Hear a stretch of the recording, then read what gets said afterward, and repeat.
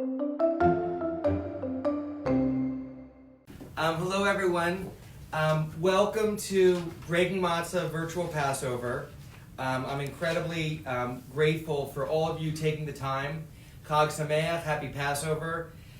These are unusual times and this is going to be an unusual Seder. So first I want to express my gratitude to my Breaking Matzo team, Valeria, Kim, Mark, Lynn, for pulling this together in basically 5 days. This is our 8th virtual Passover event that we've done.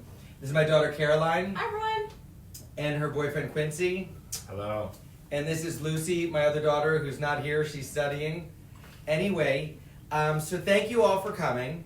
And first I want to start, maybe pour me a little wine first, please, and say the blessing over the Shehechianu, because this is a very special moment, a special first-time moment for us to have this virtual Seder. So we say, Baruch atah Adonai Eloheinu melech haolam, Shehechianu v'higianu v'higanu lazman hazeh. Blessed art thou, Lord of God, King of the universe, who brings us this very special first-time moment. And the idea of Shehechianu, and my friend Nina taught me that, but it's about having a special first-time happy moment, and also to express gratitude. So here we are today having this. I do want to mention specifically that I know it's a very difficult time, and at this point, many of us or all of us know someone who's impacted by this in some way. And so for those that are suffering, I send you my deepest prayers and my heart. So with that, let's kick off our Passover Seder. What does Seder mean? Order. It means order. So there's a whole ritual of things that we should go through.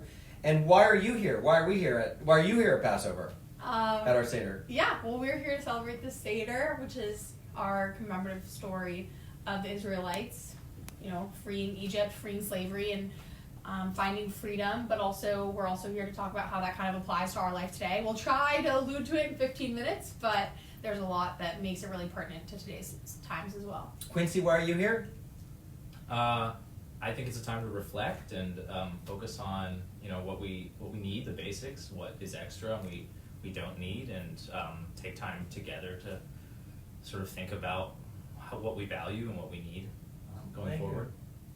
Why are you here? Why am I here? That's a great question. I guess I will give you the answer. Wait. That's a good answer. That I can tell you in one word. Tradition!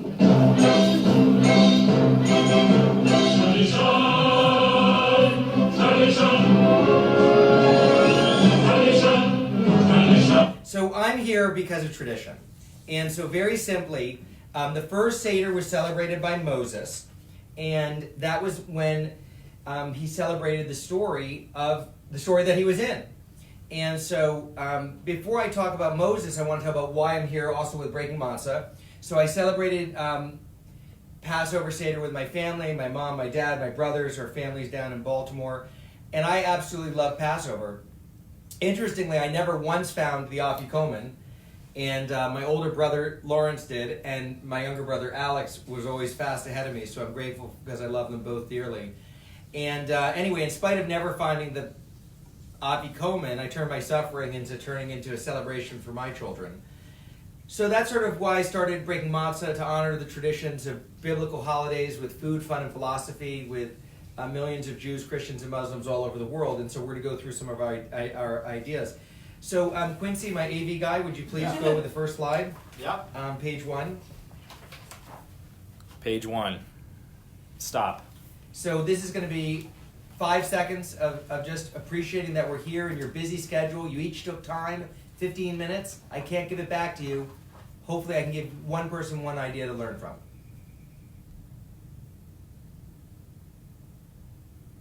Okay. So page 4, please. Yeah.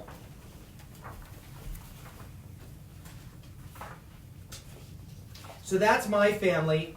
I'm celebrating Passover in 1930 in Dachau, Poland. And on the next page, you see the family tree starting with Adam and Eve, Abraham and Sarah, all the way down to Moses. So it's important to know, and this year I know we're not together. There's all people that we would love to be celebrating with. I wish my brothers were here, my family, my parents. My dad's in Pennsylvania, my mom's in heaven. Nina's in LA, and we have friends and family all over the country. I think my cousin Peter may be on as well. Anyway, so let's start with Moses. Can you go to page 16? Yeah. So, technically speaking, Moses was the first person to use a tablet to download data from the cloud. And so in that context, Moses celebrated Passover. The story of Exodus is the story of leaving slavery in Egypt to wandering in the wilderness to achieve freedom in the promised land. Hooray. And so we'll talk about that. And in the context of Moses, he celebrated the Seder just like we're doing tonight. Exactly the same in some ways, very differently in others. And so I just want to make sure that people share some of my philosophy that there's 613 mitzvot, 248 do's, 365 don'ts, 248 bones of the body, 365 days of the week. And if you do none of them not sufficient, all of them I think overrated. If you do all of them, then it's a obsessive compulsive. And so by doing a sweet spot, it could be 200 or 220. That may be good. This year for Passover, one. Only do one thing. Eat a piece of matzah, attend this. That's sufficient. I don't want people to think that all the normal rules, whatever they may be, apply. This is an unusual year. So just being here is a mitzvah. And so that's how we think about what Moses did and how we're celebrating his tradition. So with that, we're going to talk about the most important parts of about Passover and the Seder. Well, let's go over the Seder plate, please. Caroline? Yeah. So the first thing we have on our Seder plate is an orange. We have an orange because there is a saying or a story that back before there were women rabbis, someone said there will be women rabbis when there's an orange on the Seder plate. So we have an orange on the Seder plate because we thankfully have women rabbis, but also just to show our commitment to gender equity and equality as well. We have the shank bone, which represents the Pesach lamb and the sacrifice that we talk about on Passover. We have a roasted egg. An egg talks about the new beginnings. Passover happens, it's a springtime holiday, so that is symbolized with the egg and also with the greens as well. There is a bitter herb on our plate as well, kind of talk about the bitterness, represent the bitterness in slavery and of the tears of the slaves and the Israelites during this time. And then also some horseradish and the haroset to talk about the kind of sweetness that might be endured in familiarity. And then also sometimes people say the mortar that talks about the slaves and the pyramids and other things that they were building. So kind of everything represents. So it's all there. A couple comments on the orange. The role that women play is extremely important. In Exodus, they were the Hebrew midwives, Shpar and Puah, who literally saved Moses and put him in. There's his mother, Jochebed, who built his basket. Bitya, Pharaoh's daughter, is the one who defied the orders to bring him in, and then obviously Miriam. So if it weren't for the role of women, we wouldn't have had Moses and all of this. And then interestingly, with the egg, you could think of an egg as being roasted. Something I like to share is that an egg can be broken. That's bad if you're making a scrambled egg. You can't use it if it's on the floor. But if an egg is cracked because it's a bird hatching, that actually can be very wonderful. So now that we've talked about that, I think that we should talk about the role that matzah has, because I think in the three elements of Passover, there's matzah, and there's Pesach, and there's maror. And so matzah is literally, what does it mean? To draw out the basics. It's the basics. It's literally, Moses means to draw out of the water, and matzah means to drain out. It is the basics, and that is the basics that we're learning about and the extras that we'll have. Pesach is about sacrifice, and maror is about bitterness, and you have to have some bitterness in order to leave something, and if you don't, it makes it hard. This is actually a little bit of bitterness in some ways, is that this is the first intergenerational non-celebration, in the sense that we're here through social distancing alone. So the 4 questions is usually sung by the youngest, 8 or 9 years old. This year, we may have people in their 40s, 50s, 60s, 70s, 80s, 90s, even 100 years old singing it as the youngest at the table. So we're trying to make Jewish history and sing the 4 questions collectively and do a montage. So let's just sing the first and last, and we'd love you to share your questions as you sing them with us on Facebook to make the video. Ma nishtana halayla hazeh mikol halelot mikol halelot shebachol halelot anu ochlin ben yoshvinu ve'misubim ben yoshvinu ve'misubim halayla zeh kulanu misubim. So we did the 4 questions. Awesome. We told you the story. Time for a magic trick. All right. So these is 3 ordinary pieces of matzah. Take a look. Ordinary. Totally ordinary. Totally ordinary. Normal. Shuffle them up. All Take right. the middle piece of matzah. Abracadabra, hocus pocus. Abracadabra is Hebrew for I speak as I create. And ta-da! I just made an ordinary piece of matzah into an extraordinary piece of matzah. It is now the afikomen. Just like Amazing. that. And the afikomen is what we look for. It's the hidden part of ourselves. We digest this. We hide it. Caroline, look for it. Did you find it? Woo. Yahoo! She found it. I never did. She gets a break matzah lucky coin. So I think that we talked about that. We have our international harosets that we make every year. You can see what we do here. And let me just give you a sense of this room, just to give you a sense of some of our traditions that we have. So we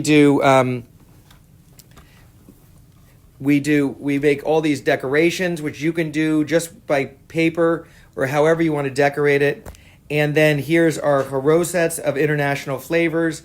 My mom's chocolate matzah mousse and our chopped liver. Caroline, could you tell us about the most recent haroset that we made? Yeah, sure. So we made a Curacao haroset that was inspired by the Jews in Curacao.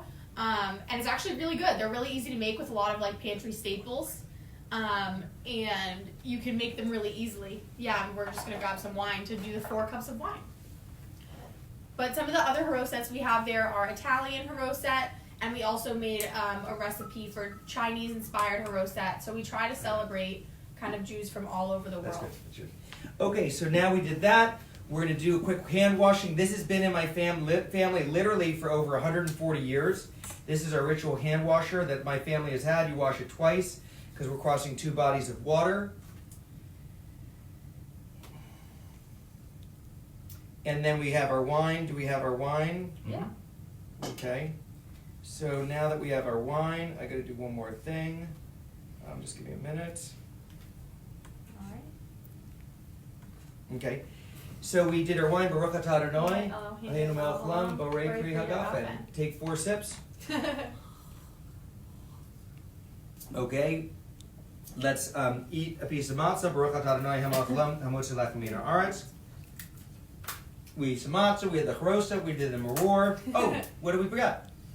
We forgot to look for Elijah. Would you mind pouring the glass of wine for Elijah? Can't forget Elijah. All right, we have Elijah's wine glass here as well. So Elijah, the great prophet, doing good. Let's see, in this year, many times we're not able to have who we would like to share and celebrate. So let's see if maybe Elijah's here to celebrate with us. All right, Sure. we're gonna go check.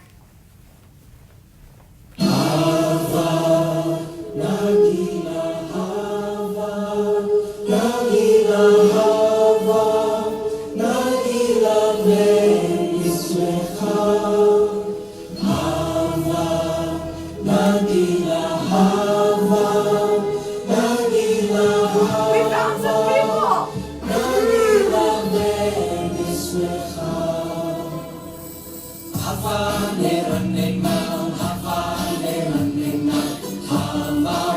All right, these are our Elijahs this year. Anyway, so you can bring people in figuratively or literally. And the last thing I'd like to say is our discussion question. What is some dayenu that you had? Something that makes you feel grateful? For me, this year, had I had one virtual matzah, break matzah Passover with my family, with my daughters in Quincy, and not had 8 dayenu, I'm so grateful. I knew. Yeah, I would say if we, had just had our health during this time, that would have been enough. But we also got to celebrate Passover with our family, my family in Quincy, and also anyone who joined us. So, Diane, thank you. Yeah, definitely. Just to reiterate that, I'm glad we have at the very least our health, and our hearts go out to everybody that doesn't have that. Thank you. Thank you. So here we go. We did it literally. We have 1 minute left. That was Seder in 15 minutes. I think we covered all the things, all the Definitely tried. basics, as they say. Yeah. So with that, we wish you a Chag Sameach. Please follow us on Facebook and Instagram and breakmatzo.com and all that stuff for our questions and all of our celebratory things. We have we've had a beautiful time. So thank you for sharing. Next Thank year you. in Jerusalem. Next year in Jerusalem. Thank you, everyone. Thank you. Chag Sameach.